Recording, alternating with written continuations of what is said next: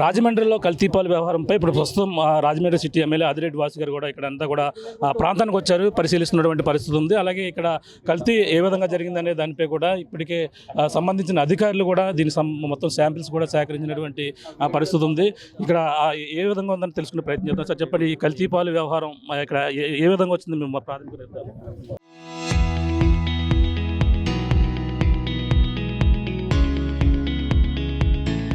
అంటే ప్రాథమిక నిర్ధారణ మాకు అవగాహన అయింది ఏంటంటే పాలు వలన అయిందన్నది మేము అనుకుంటా ఉన్నాం. ఎందుకంటే ఎవరైతే సప్లై చేస్తున్నాడో పాలు, ఆ పాలు సప్లై చేసిన వారందరికీ ఇది ఇబ్బంది అయ్యింది. వాటర్ కంటామినేషన్ ఏమో అని ఇనీషియల్గా మేము అనుకొని ఈ చోడేశ్వర నగర్లో వాటర్ని అంతా కూడా వెరిఫై చేసుకున్నాం, పైప్ లైన్స్ ఎక్కడ అది కనబడలా. అది కాకపోతే నెక్స్ట్ ఏంటా అన్నది అనుకుంటే పాలు.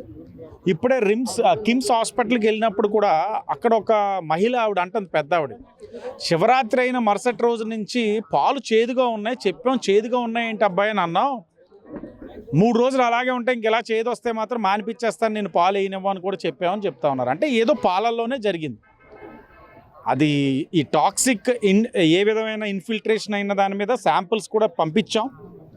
వైజాగ్ ఒకటి, విజయవాడ ఒకటి, అలాగే చనిపోయిన వారిది కూడా అటాప్సీ అయిన తర్వాత అది కూడా శాంపిల్స్ తీసుకున్నాం. వీటన్నిటిపైన రిపోర్ట్స్ వచ్చిన తర్వాత ఒక తుది నిర్ణయానికి వచ్చి, ఒక ఫైనల్ కంక్లూజన్కి వచ్చి, కల్తీకి కారణమైన వాళ్ళని ఎవరిని ఉపేక్షించబోదు ఈ కూటమి ప్రభుత్వం.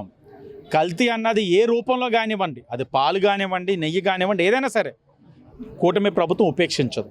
తప్పకుండా దీని మీద చర్యలు ఉంటాయి. కారకులపైన తగినమైన చర్యలు ఉండడంతో పాటు భవిష్యత్తులో ఇలాంటి పునరావృతం కాకుండా నిర్ణయాలు కూడా తీసుకుంటారు ముఖ్యమంత్రి గారు. ఇప్పటికే చనిపోయిన వారికి 10 లక్షల ఎక్స్గ్రేషియా ప్రభుత్వం నుంచి అనౌన్స్ చేయడంతో పాటు వారి యొక్క వైద్య అవసరాలకి, ఎందుకంటే మధ్యతరగతి, దిగువ మధ్యతరగతి వారు ఎన్ని లక్షలు కానివ్వండి, ఆ వైద్య అవసరాలకి ఏదైతే ఖర్చు పెట్టబోతా ఉందో అదంతా కూడా ప్రభుత్వమే భరిస్తుంది. వాళ్ళెవ్వరూ దిగులు చెందాల్సిన అవసరం లేదు.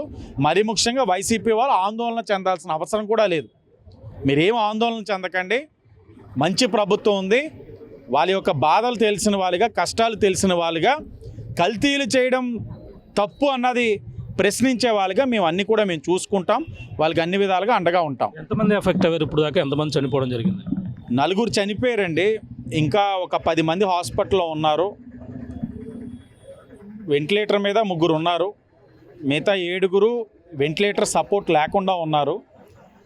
హోప్ఫుల్లీ 3 కూడా రికవర్ అవుతారని, బయటికి ఆరోగ్యకరంగా వస్తారని నేనైతే దేవుణ్ణి ఆశిస్తున్నాను, ప్రార్థిస్తున్నాను. అంటే ఇప్పుడు దీనికి సంబంధించి పాల వ్యాపారిని అదుపులో తీసుకోవడం జరిగిందంటారా? పాల వ్యాపారిని అదుపులో తీసుకోవడం జరిగింది. అతని దగ్గర ఇంటిలోని ఏదైతే మెటీరియల్ ఉందో అదంతా కూడా సీజ్ చేయడం జరిగింది. అతనికి పాలు సరఫరా చేసిన వాళ్ళ దగ్గర నుంచి కూడా శాంపిల్స్ తీసుకోవడం జరిగింది. డిపార్ట్మెంట్ స్టెప్ బై స్టెప్ వెళ్తూ ఉన్నాం. అంతా కూడా క్షుణ్ణంగా పరిశీలిస్తూ ఉన్నాం. క్షేత్రస్థాయి నుంచి అన్ని అవగాహన చేసుకుంటున్నాం. ప్రజలు ఆందోళన చెందాల్సిన అవసరం లేదు. 14 మెడికల్ టీమ్స్ ఫీల్డ్లో ఉన్నాయి. ఎక్కడికక్కడ క్యాంప్స్ పెట్టున్నాం. హౌస్ టు హౌస్ సర్వే చేస్తూ ఉన్నాం. మొత్తం మెడికల్ టీం అంతా కూడా, మెడికల్ స్పెషలిస్ట్ అందరూ రోడ్డు మీదే ఉన్నారు.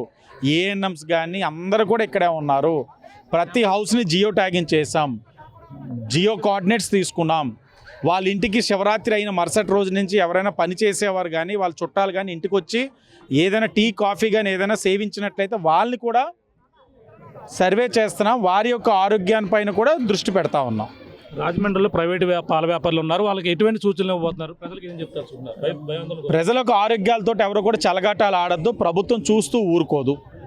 ఇది పరిస్థితి. ప్రస్తుతం అయితే ఈ యొక్క క్యాంపు ప్రాంతాన్ని కూడా పరిశీలించారు. రాజమండ్రి సిటీ, ఈ యొక్క చౌడేశ్వర నగర్ ఏదైతే ఉందో ఇక్కడ జరిగినటువంటి ఘటనపై రాజమండ్రి సిటీ ఎమ్మెల్యే ఆదిరెడ్డి వాసు కూడా ఈ యొక్క ప్రాంతాన్ని పరిశీలించారు. ఇప్పటికే ఈ యొక్క ప్రాంతంలో అలాగే ఎంతమందికి అయితే సప్లై చేశారు, అలాగే 109 మంది వరకు కూడా ఆ యొక్క గణేష్ అనే పాల వ్యాపారి ఈ యొక్క పాలను అయితే సప్లై చేస్తున్నారు. ఈ నేపథ్యంలో వాళ్ళకి సంబంధించినటువంటి బెడ్ శాంపిల్స్ అన్ని కూడా ఇప్పటికే 72 మంది వరకు కూడా సేకరించారు. అలాగే ప్రధానంగా ఇప్పటికే దీని బారిన పడినటువంటి వాళ్ళకి 4 చనిపోయినప్పటికీ 12 మంది వరకు కూడా చికిత్స పొందుతున్నారు. అందులో చిన్నపిల్లలు కూడా ఉన్నారు. వాళ్ళకి సంబంధించిన ట్రీట్మెంట్ విషయంలో కావచ్చు, వాళ్ళకి ఇవ్వాల్సినటువంటి నష్టపరిహారం విషయంలో కూడా ప్రభుత్వం అండగా ఉంటుంది. ఒక్కొక్క చనిపోయినటువంటి బాధితులకు 10 లక్షల రూపాయల ఆర్థిక సహాయం చేయడమే కాకుండా ఇప్పుడు ఎవరైతే బాధిన పడిన వారికి చికిత్స అందించే విధంగా కూడా ఇప్పుడైతే కూటమి ప్రభుత్వం అన్ని విధాలు కూడా ఆదుకుంటుంది. ఎవరు కూడా అధైర్యపడవచ్చు. ఈ విధంగా కల్తీ వ్యవహారం చేసిన ఎవరైనా సరే ఇప్పుడు జరిగినటువంటి ఘటనపై రిపోర్టులు రావాలి. శాంపిల్స్ వచ్చిన పట్టుకెళ్ళి వెళ్ళిన తర్వాత ఆ రిపోర్ట్స్పై ఎటువంటి కల్తీ జరిగిందనేది కూడా పూర్తి వివరాలు అయితే రావాలి. రావాల్సిన అవసరం ఉంది. ఏదేమైనా ఈ కల్తీ వ్యవహారంపై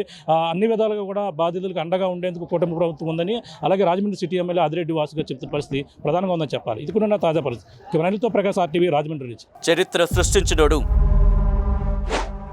ఇప్పుడు ఆ చరిత్రని తిరగరాయబోతున్నాడు.